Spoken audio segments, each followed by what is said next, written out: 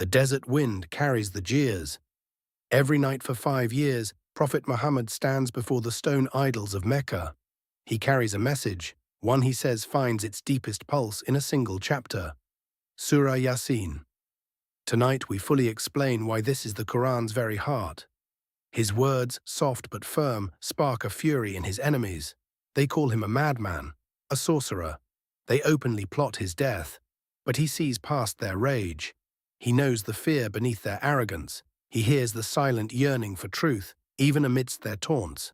And he holds a secret weapon, a text that breathes life into forgotten tales. Surah Yasin. It begins with a stark declaration, a promise of light in the deepest darkness. It speaks of the earth's dry bones, bursting with green after rain. It points to the vast, silent tapestry of stars, signs that blind eyes refuse to see. It whispers of a town, its people comfortable in their disbelief, mocking 3 messengers sent to warn them. The townsfolk shout insults, they threaten violence, they are so sure of their cleverness, so certain their way is right. Then a single figure emerges from the edge of the city. A man running, his breath ragged, he cries out, "O my people, follow the messengers." His plea echoes in the hostile air. But the response, it's a chilling twist, not just rejection, but something far more brutal, something utterly unthinkable.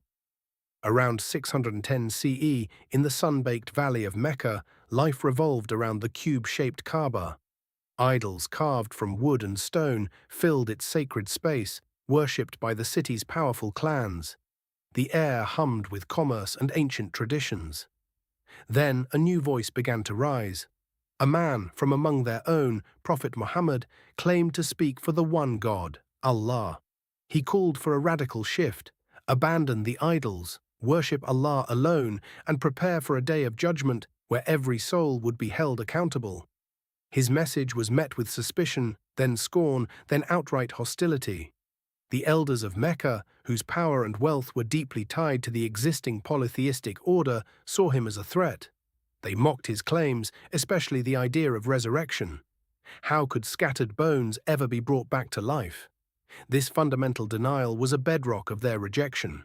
As the early years of his mission dragged on, Prophet Muhammad faced increasing isolation and hardship. But a powerful new revelation was about to arrive, one that would directly confront this stubborn disbelief. It began with an oath. Years into his mission, as the pressure mounted and the disbelievers' mockery grew sharper, Surah Yasin was revealed. It opened not with a gentle plea, but with a powerful, undeniable oath. Yasin. By the Quran, full of wisdom, indeed you are one of the messengers on a straight path. Imagine the Prophet, weary from endless arguments, receiving this direct divine affirmation. It was a clear declaration to Mecca. Muhammad was no madman or poet. He was Allah's true messenger, and the Quran was an undeniable guide. But the verses quickly turned to the hard truth of those who refuse to listen. It is the same for them, whether you warn them or do not warn them. They will not believe. The surah then began to paint a picture, a story from the past that would serve as both a warning and a stark reflection of Mecca's own choices. The story unfolded, a mirror reflecting their own hardened hearts and a warning they desperately needed to hear. The surah then recounts a profound parable, a lesson echoing across time. Long before Mecca's time, in a vibrant city, Allah sent 3 messengers.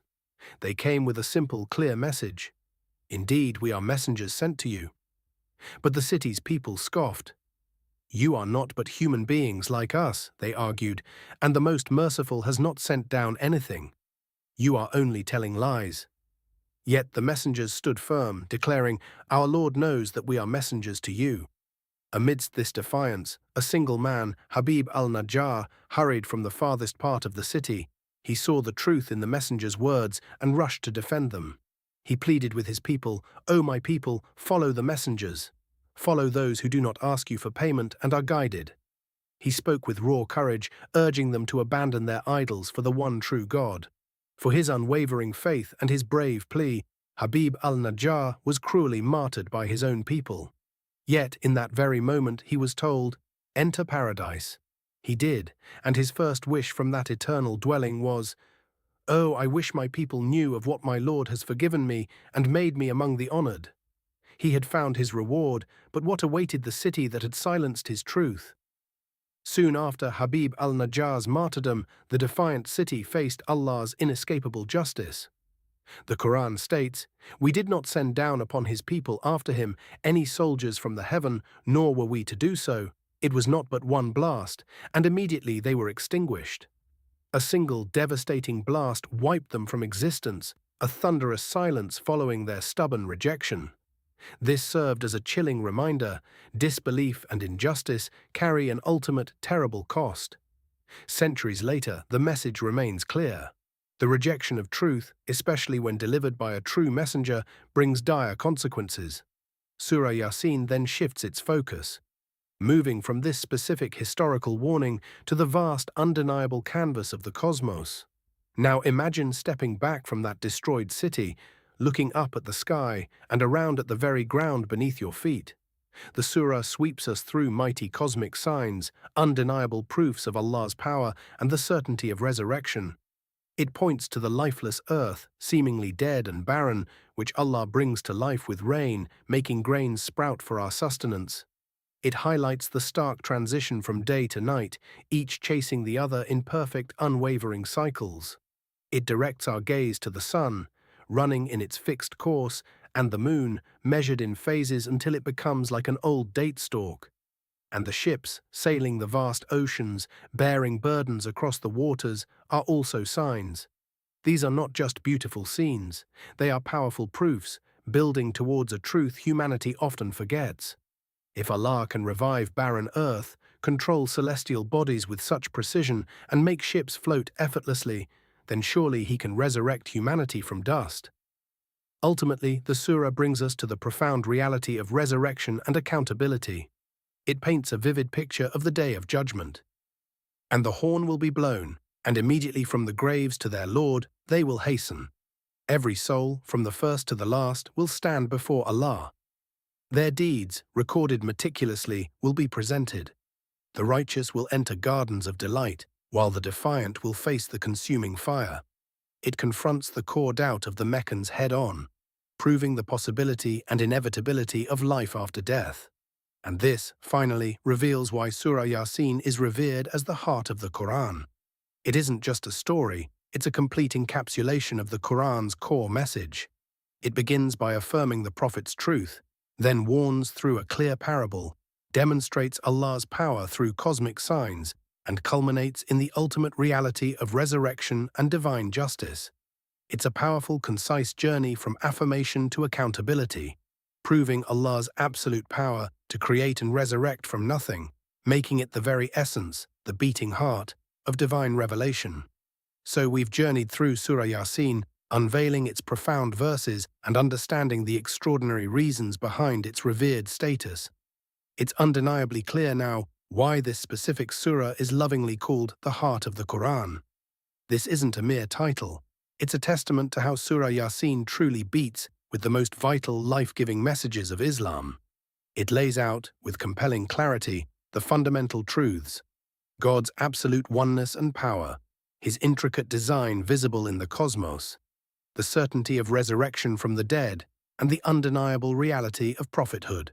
It doesn't shy away from confronting those who deny divine truth, presenting irrefutable proofs for accountability and the ultimate return to our Creator.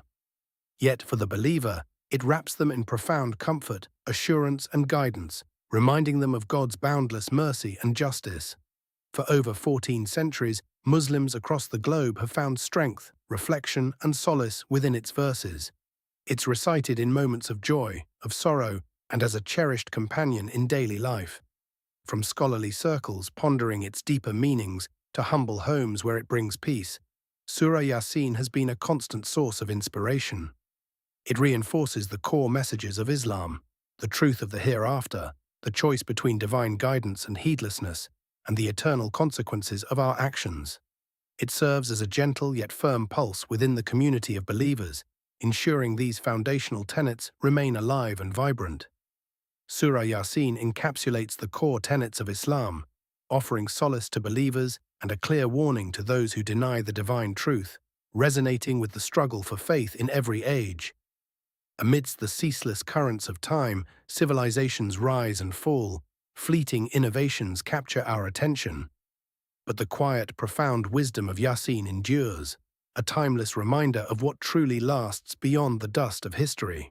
If this deep dive into Surah Yasin resonated with you, please consider hitting the like button.